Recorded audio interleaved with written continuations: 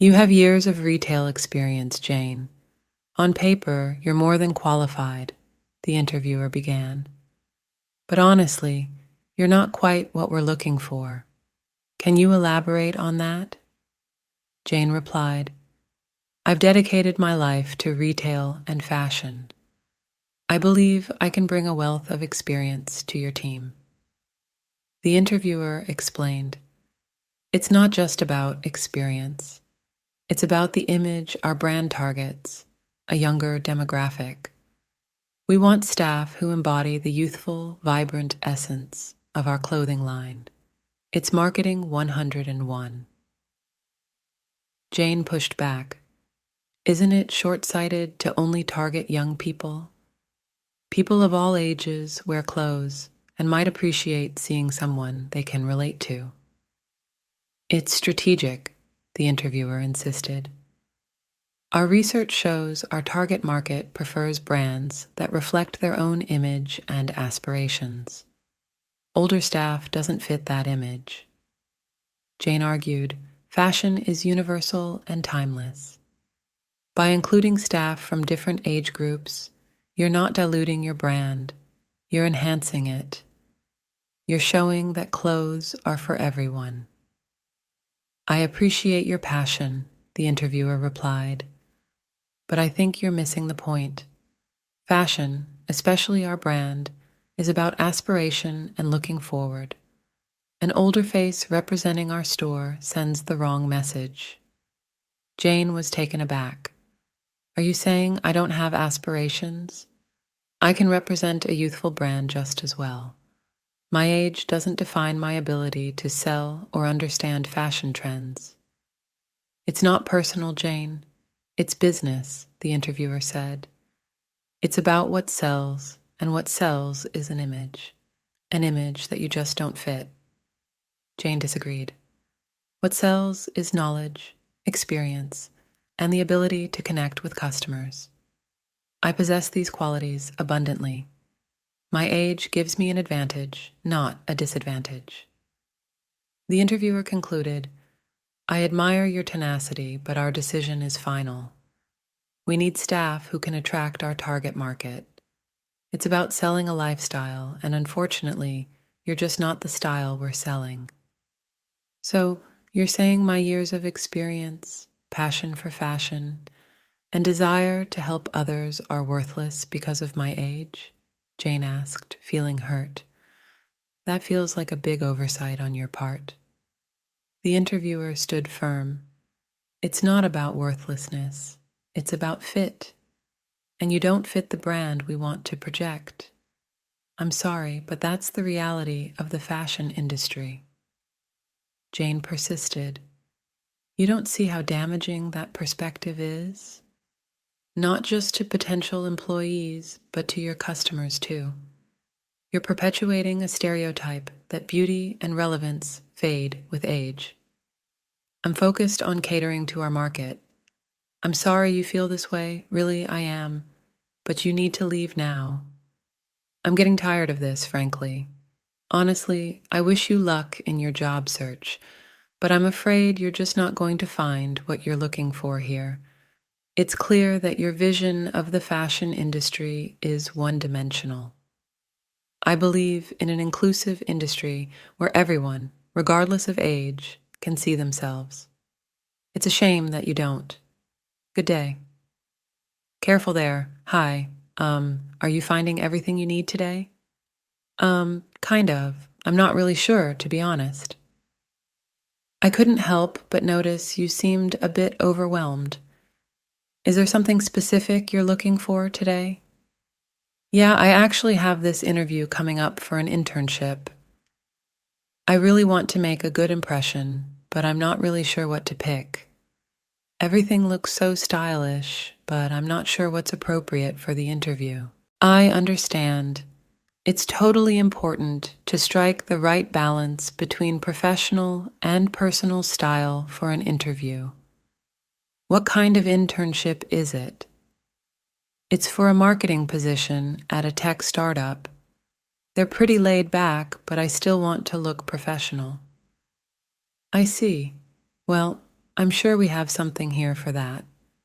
Let's take a look, shall we? Sure, thanks. How about this suit? It's contemporary enough for a startup, but still carries an air of professionalism. Plus, the cut is very flattering. Yeah, this looks perfect. I would have never picked this out on my own. Thank you so much. You're welcome. It's important to feel confident and comfortable in what you're wearing, especially in an interview. Why don't you try it on and see how it feels? I will. Thanks again.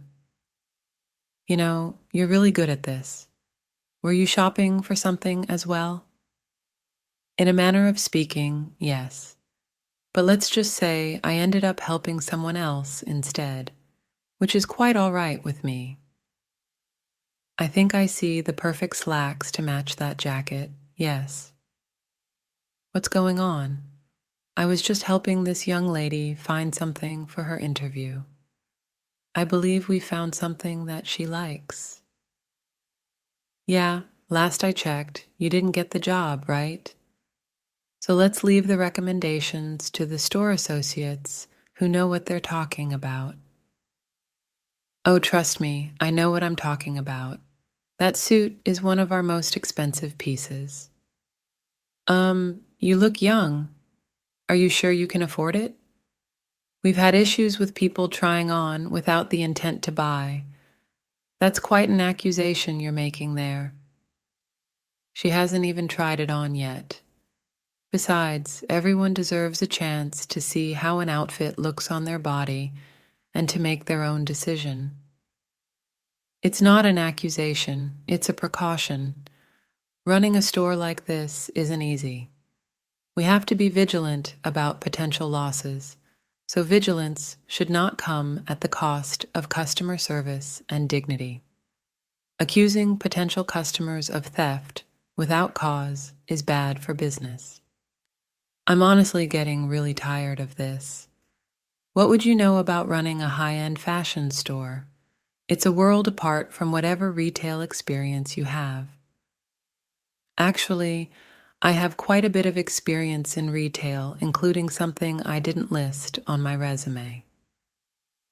One of the first things I learned is that treating every customer with respect is paramount. Respect is earned, not given. And in this business, respect comes from knowing your clientele and protecting your assets. Your assets are not just the clothes on these racks. It's also the people who walk through those doors. Pushing away potential customers with baseless suspicion is no way to run a store. Okay, I don't have time to debate retail philosophy with you either. She can afford the suit or she can't, so which is it? I've decided I'm going to purchase this suit for her. So, whether she can afford it is no longer your concern. You buying one of our most expensive suits for a stranger, honestly, that's hard to believe. You were just interviewing for an associate job earlier, so believe what you will. But I won't stand by and watch you accuse someone unjustly. How she pays for the suit is between her and me. Now, if you'll excuse me, I'm going to make sure she gets what she needs and that she gets to try it on without further interruption. No, you're not going anywhere, Louis. Louis, I'm about to share something with you that I hope will change your perspective on how you treat people, both employees and customers. What? You're going to give me a lecture on customer service? Okay, save it. I've heard enough from you for one day. No, Louis, I'm going to tell you who I am. I'm Jane Everett, the CEO of this brand. I went undercover because I wanted to see firsthand how our stores are operating and how our staff is treating potential employees and customers. Yes, the CEO. Do you expect me to believe that? Anyone could say that they're the CEO, but if you're really the CEO, prove it. Actually, Lewis, I don't need to prove anything, but I will. Our latest quarterly report showed an increase in revenue by 7.2%, mainly due to the expansion in the online market. Our next campaign is focused on inclusivity, featuring models from a diverse age group, something you clearly know nothing about. And last month, I personally oversaw the launch of our new line in Paris, where I discussed the importance of breaking down the barriers in fashion, something you blatantly displayed today. Okay, that could be public knowledge to someone who did their homework. Not to mention, I initiated the renovation of our flagship store on Fifth Avenue, incorporating sustainable materials and technology, which was covered internally last week. And I have the final say on hiring and firing decisions, a privilege I'm about to exercise. Okay, wait, I'm sorry. Okay, I didn't realize. Please, I was just trying to do my job. Okay, I can fix this. It's too late for apologies. Your actions today showed a blatant disregard for the value of our customers, our company, for everything we stand for. Ageism, sexism, prejudice, they have no place in our store or in our company culture. You not only insulted me, but you also insulted Lily, a potential customer, with your baseless accusations and disrespect. Please, ma'am, I need this job. I promise I'll change. I didn't mean to be prejudiced. I just thought I was protecting the store. Protecting the store does not involve demeaning potential employees or accusing customers of theft without evidence. You've demonstrated a fundamental misunderstanding of what it means to manage people and represent our brand. Your dismissal is non-negotiable. This is unfair. You can't just come in here and fire me based on one mistake. I've worked really hard for the store. This is not about one mistake.